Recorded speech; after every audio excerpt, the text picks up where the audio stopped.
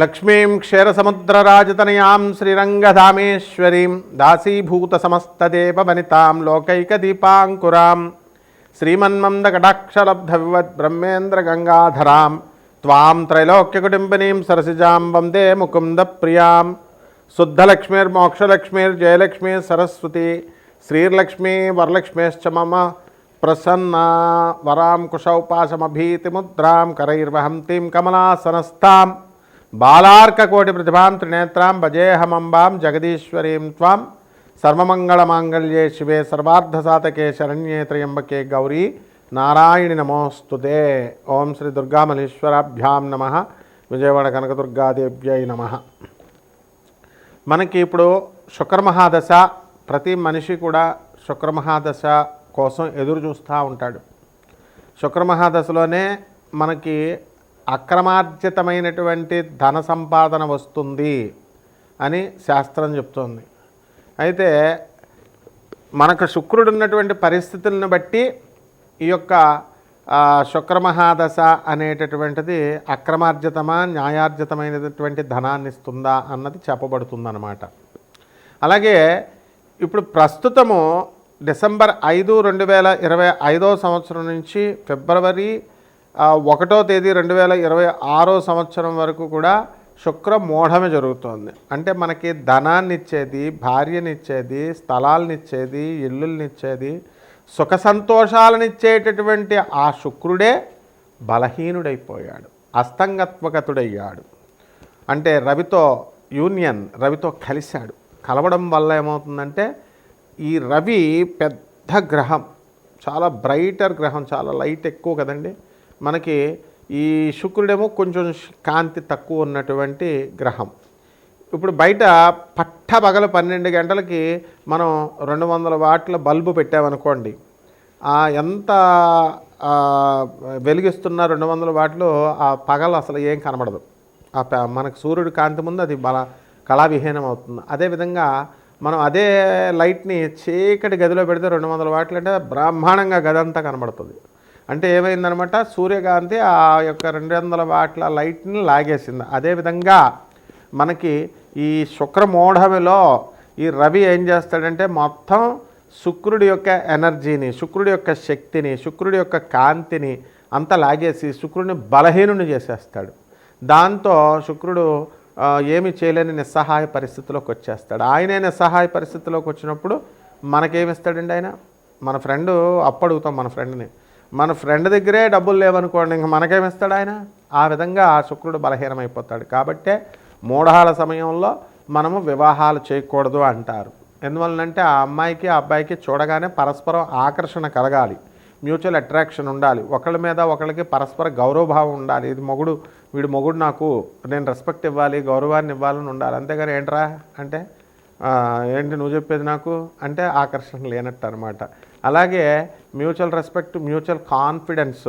Phone ఏదన్నా వచ్చి మాట్లాడుకుంటున్నాడు అనుకోండి, పాపం ఎవరు దేంతో మాట్లాడుతున్నావు అని ఆ అమ్మాయి రోజు అడుగుతుంటే, ఎక్కడికైనా ఆఫీస్ నుంచి లేటుగా వచ్చినా, బయటికి వెళ్ళినా ఇవన్నీ కూడా ఎక్కడికి వచ్చావు, దేంతో ఉన్నావు, నువ్వు దేంతో కులుకుతున్నావు, ఇలాంటి ప్రశ్నలు వేస్తే వాడికి జీవితాంతము కూడా నరకమే. కాబట్టి ఇవన్నీ కూడా ఎప్పుడు జరుగుతాయంటే శుక్రబలం లేనప్పుడు భార్యే ఇలా అడుగుతూ ఉంటుంది. ఇంకా వాడికి ఎలా కనబడుతుందంటే భార్యే శత్రువు కింద కనబడుతుంది. పోనీ ఏదో కొన్ని రోజులు అడిగితే ఏదో పోన్లే, బయట వాళ్ళు అయితే కొన్ని రోజులు అడుగుతారు ఏదో అనుకోవచ్చు. ప్రతిరోజు, ప్రతి సంవత్సరము, ప్రతి నెల ఇంకా అలా జీవితాంతం ఎత్తుపొడుపు మాటలతో వీడు భరించలేక విడాకులకి వెళ్ళిపోతారనమాట, భార్య అయినా భర్త అయినా. ఇదే శుక్రుడు వీక్గా ఉంటే.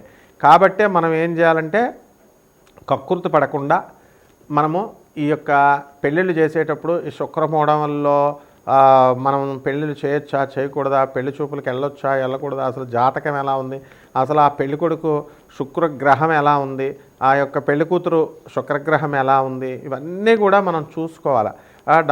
ఒక జ్యోతిష పండితుడిని అడగాలి. అది కూడా జ్యోతిష పండితులు మంచి విద్యావంతులై ఉండాలి, గురు పరంపరలో రావాలి. అప్పుడే మనకి కరెక్ట్గా మనకు చెప్పగలుగుతారు. ఇప్పుడు అందువలన ఇప్పుడు యూట్యూబ్లో వచ్చే వాళ్ళంతా కూడా ఎవ్వరు కూడా అంత శాస్త్ర పండితులు లేరు. కాబట్టి ఎట్టి పరిస్థితుల్లో కూడా కమర్షియల్ ప్రతి ఒక్కళ్ళకి తెలిసిందే, మీ అందరికీ కూడా. అందువలన మనకి జ్యోతిషం అడగాలంటేనే భయపడేటటువంటి విధానంలో మన భక్తులందరూ కూడా ప్రేక్షకులందరూ ఉండడం, ప్రజలు ఉండడం జరుగుతోంది. కాబట్టి మనం మరి ఏం చేస్తారు, మీరు కూడా డబ్బులు ఇవ్వరు కదమ్మా, ఊరికనే జ్యోతిషం ఒకటి, తర్వాత ఈ యొక్క సంగీతం ఒకటి, ఇవన్నీ కళలన్నీ ఫ్రీగా చెప్పాలని అనుకుంటారు. అసలు గురువుగారి దగ్గర ఫ్రీగా చెప్పించుకోకూడదు, పంతులు గారి దగ్గర ఫ్రీగా చెప్పించుకోకూడదు అనే విషయం మర్చిపోయారు. కాబట్టి వీటి వల్ల శాస్త్రానికి చెడ్డ పేరు. అందువలన ఇది కూడా శుక్రదోషమే. అంటే గురువు పట్ల నమ్మకం విపరీతంగా ఉండాలి. అందువల్లనే మోడర్న్ సైన్స్ని, నాసా లైవ్ రిపోర్ట్స్ని బట్టి మనం చూసి జాతకాలు చెప్తాము. అలాగే ప్రాచీన జ్యోతిష శాస్త్ర మా గురుదేవుల యొక్క పరంపర నుంచి మధురకృష్ణమూర్తి శాస్త్రి గారు, మా గురువు గారులందరూ కూడా, మరి సూర్యశ్రీ సిద్ధాంతి గారు పాలకొల్లు, అలాగే మనకి సుసర్ల దుర్గాప్రసాద్ గారు రాజమండ్రి, ఇలా మంచి గురువులు ఉండేవారు. చల్లా రామగణపతి శాస్త్రి గారు రాజమండ్రి, చల్లా గణపతి శాస్త్రి గారు అన్నదమ్ములు ఇద్దరు కూడా రాజమండ్రి. వీళ్ళంతా కూడా, ఒక సూర్యశ్రీ సిద్ధాంతి గారు మాత్రం పాలకొల్లు. ఇలా రేలంగి గారు, నేమాని గారు, వీళ్ళంతా మహానుభావులు ఉండేవారు. పెద్ద తరం అదంతా వెళ్ళిపోయింది. ఇప్పుడు ఆ పరంపరలో మనకి మోహన్ పబ్లికేషన్స్కి వచ్చి వీళ్ళంతా కూడా పుస్తకాలు కొనడం, వెళ్ళడం, గొల్లపూడికి, రాజమండ్రిలో మాకు ఆ యొక్క సాహచర్యం దొరికింది. దానివల్లే లాస్ట్ 10 years మా మధురకృష్ణ శాస్త్రి గారు ఎంత జ్యోతిష దిగ్గజం అంటే, శకుంతలాదేవి కూడా లాస్ట్ 10 years ఆమె ఇండియన్ ఆస్ట్రాలజికల్ సొసైటీకి ప్రెసిడెంట్గా మా మధురకృష్ణ గురువు గారు ఉన్నప్పుడు ఇండియన్ ఆస్ట్రాలజికల్ సొసైటీ ప్రెసిడెంట్గా ఆ శకుంతలాదేవి గారు కూడా వచ్చేవారు. ఆంధ్ర యూనివర్సిటీకి వెళ్తూ రాజమండ్రి ఉమారామలింగ కళ్యాణ మండపంలో మేము జ్యోతిష సదస్సులు నిర్వహించేవాళ్ళం. మరి అలాగే బెంగళూరు వెంకటరామన్ గారు, ఇట్లాంటి లెజెండ్స్ అనమాట వీళ్ళంతా జ్యోతిష శాస్త్రంలో. వాళ్ళు వచ్చి చెప్పేవారు. కాబట్టి మేమంతా చిన్నతనం నుంచి మా గురువుగారి దయ వల్ల వీళ్ళందరికీ కూడా మేము తీసి సబ్మిట్ చేస్తూ సేవలు చేసుకునే మహద్భాగ్యాన్ని మా గురుదేవులైనటువంటి మధురకృష్ణమూర్తి శాస్త్రి గారు మాకు కల్పించారు. కాబట్టి వారి యొక్క మా మధురకృష్ణ శాస్త్రి గారు ఎవరండి, ఆ తరం వాళ్ళు ఎవరు కూడా కమర్షియల్గా ఉండేవారు కాదు. కాబట్టి మనం అదే పరంపరను కొనసాగించాలి. కాబట్టి నాన్ కమర్షియల్ ఆస్పెక్ట్తో మనం జ్యోతిషంలో ఎవరికైతే కావాలనుకుంటున్నారో సందేహాలు, అటువంటి వాళ్ళందరూ కూడా వాళ్ళ యొక్క పూర్తి జాతకాన్ని మన ద్వారా తెలుసుకోవచ్చు. అంటే కంప్లీట్గా వాళ్ళ డేట్ ఆఫ్ బర్త్ అవి ఇవ్వాలి, ఇచ్చి వాట్సాప్ చేయండి. నాకు ఫోన్ చేస్తే మేము బయట ఉంటాము, ఎత్తలేము. సో అమెరికా మన ఆఫీసు. డబ్బుల కోసం ఏం భయపడద్దు, డబ్బులు కాదు. మనకు కావాల్సింది ఏంటంటే జగద్గురువులైనటువంటి స్వామి వివేకానంద, రామకృష్ణ పరమహంస, ప్రభాత్ రంజన్ సర్కార్, ఆనందమూర్తి గారు, రమణ మహర్షి, ఇటువంటి మహర్షుల దగ్గరికి మిమ్మల్ని నేను ఒక పోస్ట్ మ్యాన్ లాగా మిమ్మల్ని డ్రైవ్ చేస్తూ తీసుకెళ్ళడమే మేము జ్యోతిష్యం చెప్పడంలో ఉద్దేశం. కాబట్టి నేను ఒక ప్రొఫెసర్గా మరి ఈ యొక్క ఆనంద మార్గాకి ఆశ్రమానికి 200 దేశాల్లో మా యొక్క బ్రాంచీలు ఉన్నాయి. 300 బ్రాంచీలు ఇండియాలో ఉన్నాయి. అనాథ పిల్లల్ని మేము పోషిస్తాము. అలాగే స్కూల్లో చాలా తక్కువ ఖర్చుతో మేము మా స్వామీజీలందరూ కూడా 10,000 మంది స్వామీజీలు అందరూ కూడా చూసుకోండి. ఆనంద మార్గ ఆశ్రమం అని గూగుల్ చేయండి, యూట్యూబ్లో చూడండి, అన్నీ ఉంటాయి. అంత ఇంటర్నేషనల్ సొసైటీ అది. కాబట్టి మీరంతా కూడా కక్కుర్తి పడద్దు ఈ శుక్రగ్రహం గురించి తెలుసుకోవడానికి. ఆ శుక్రగ్రహం యొక్క ఫలితాల గురించి, మీకు ఇచ్చేటటువంటి ప్రతికూల ఫలితాల, ఇవన్నీ కూడా మనం తెలుసుకుందాం. కాబట్టి మన ఛానల్కి చక్కగా సబ్స్క్రైబ్ చేయండి, లైక్ చేసుకోండి. మరి చక్కగా మీరందరూ కూడా మరి మౌర్య, మరి దత్తు, ఇలాగా మా వేణు, వీళ్ళంతా కూడా ఏదో వాళ్ళ తోచిన రీతిలో మీకు సేవలు చేస్తున్నారు.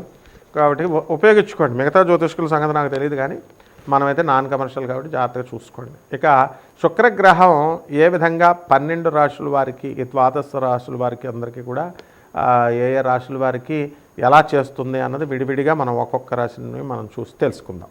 ధనుస్సు రాశి. ఈ ధనుస్సు రాశి వారికి అందరికీ కూడా ఈ శుక్ర మహాదశలో బ్రహ్మాండంగా సంపాదిస్తారు. కాబట్టి ఈ ధనుస్సు రాశి వారికి ప్రస్తుతము శుక్రుడు జన్మరాశిలో ఉండడం కారణంగా మీకు బ్రహ్మాండంగా లాభం అవ్వడము, పుష్టికరమైనటువంటి ఆహారం లభించడము, తర్వాత విలాసాలు, విందు పొందు, ఇవన్నీ కూడా శుక్రమహాదశలో తటస్థించడం జరుగుతుంది.